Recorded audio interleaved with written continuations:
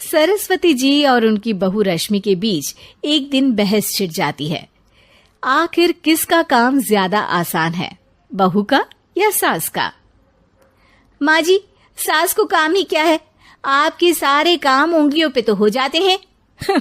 कुछ भी। हाँ, हिसाब तो उंगलियों पे ही हो जाता है ना। अरे बेटा, ऐसा सिर्फ अभी लगता है। जो मुझे करना पड़ता है ना, वो तुझे करना पड़े तो समझ आएगा कि असली काम का पहाड़ कैसा होता है। ठेले बराबर वजन भी नहीं है आपके काम में, और बात पहाड़ों के वजन की कर रही हैं आप। तू ऐसा करती ही क्या है घर में बेटा, ये तो बता मुझे।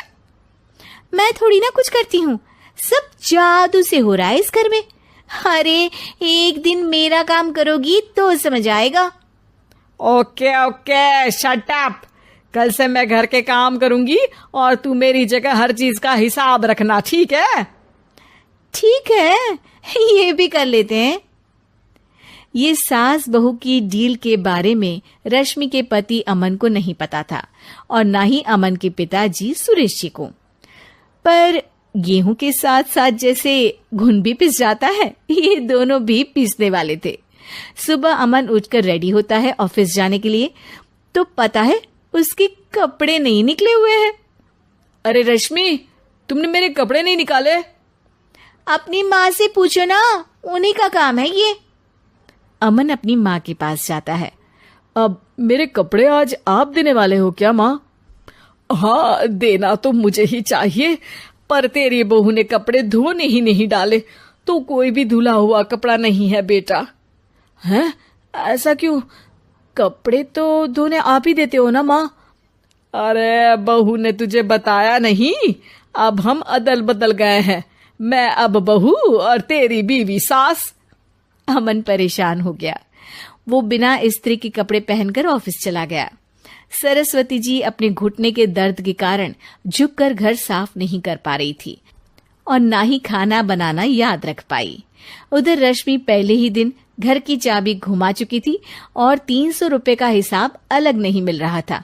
पर दोनों का ही घमंड कैलाश पर्वत से भी बड़ा था और दोनों ही खेमे एक दूसरे की बात मानने को बिल्कुल तैयार नहीं थे। शाम को जब सुरेश जी और अमन खाना खाने बैठते हैं तो सरस्वती जी उनके सामने गाजर और पपीते लाकर रख देती हैं। अरे माँ, ये क्या है? ख्याली पुलाव के साथ सलाद। माँ जी खाना बनाना भूल गई लगता है। अरे एक एक चमन्नी का हिसाब है मेरे पास, खाना बनाना कैसे भूल जाऊंगी? ये तो मैंने पढ़ा था कि फल फ्रूट खाने से सेहत अच्छी रहती है, इसीलिए ये ले, एक फल खा ले।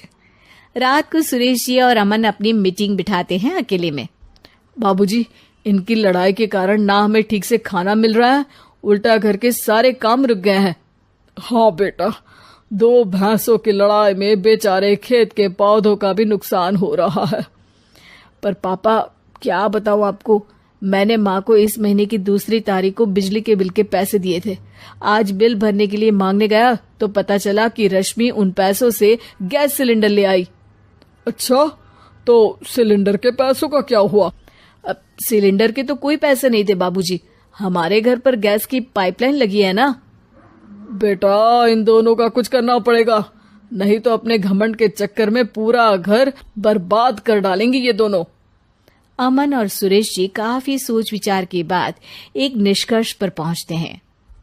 रात ही को दोनों अपनी पत्नियों की अलमारी से नई साड़ी निकालते हैं और सुबह जब रश्मि और सरस्वती जी उठते हैं तो देखते हैं कि दोनों पति साड़ी पहनकर चढ़ाव पर सब्जियां काट रहे हैं। अरे ये सब क्या हो रहा है? क्या हो रहा है मतलब?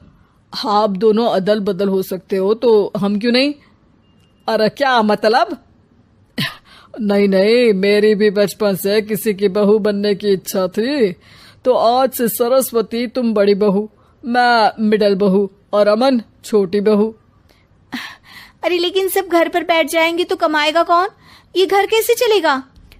अब वो तो भैया या बाकी लोग जाने, अब हमने भी अदल बदल कर ही लिया है तो कुछ नहीं हो सकता।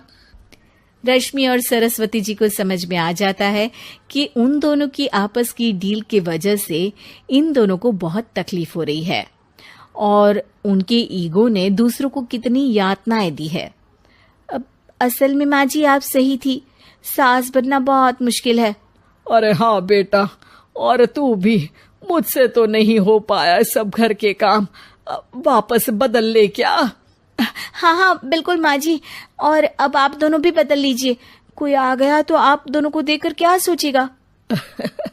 अच्छा है, आप दोनों के समझ में ये बात तो आई, मैं फटाक से कपड़े बदल लेता हूँ।